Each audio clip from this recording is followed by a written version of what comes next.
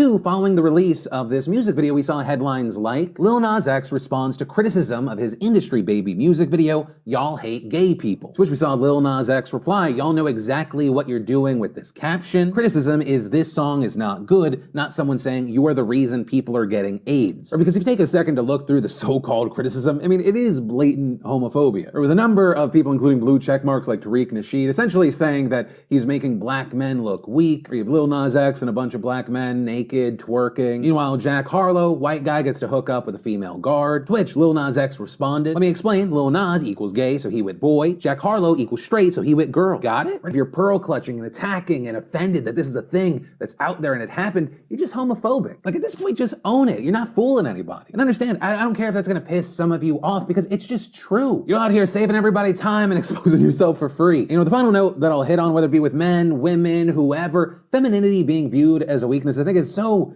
incredibly stupid. You know what weak is? Weakness is looking at a man who is more feminine than you approve of and being offended and scared and outraged. How fucking soft are you? You know they can't legally make you suck a dick, right? Like it's not something you can catch from the gay agenda, you fucking schmuck. Countries far from equal. We gon' take action, we want our rights. You know we want them. You know we want them. You know we want sport for our girls. 19th Amendment, Seneca Falls Convention. We aren't your women. People who speak against feminism are scared of change. They are scared of the idea that everyone will be treated the same, instead of one gender having rule over the other. We don't need to be scared.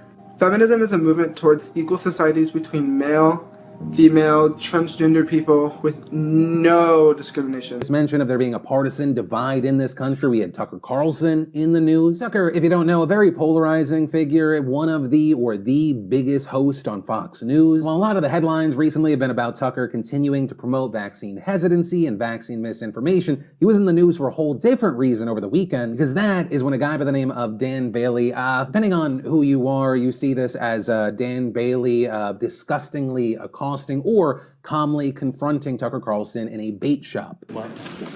I don't care, man. Okay, just dude, you are the worst human being known to mankind. I want you to know that what you have done to this state, to the United States, to everything else in this world, I don't care that you're not here. What you have done to people's families, what you have done to everybody else in this world. Son, don't call me son for one. Please.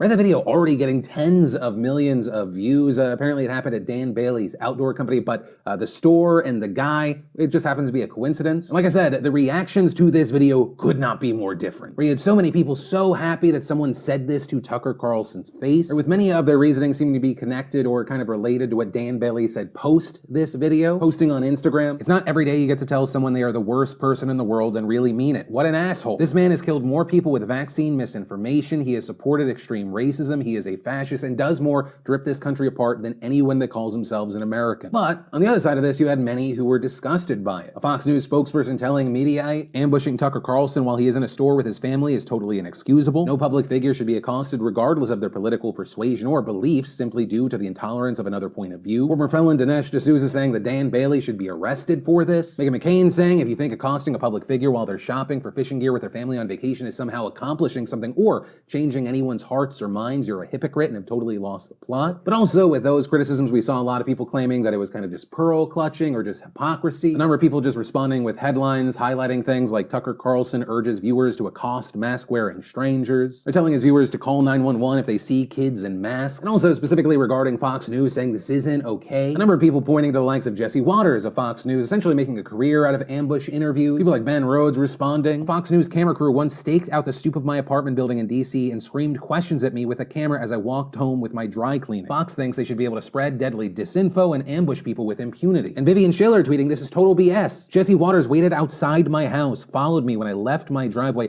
and accosted me with the camera and microphone when I parked my car on a personal errand. The hypocrisy here is stunning. But yeah, ultimately with this story, I want to pass the question off to you. What are your thoughts here? Was Tucker Carlson disgustingly accosted or calmly confronted? Or was this harassment, or was it simply someone using their First Amendment right?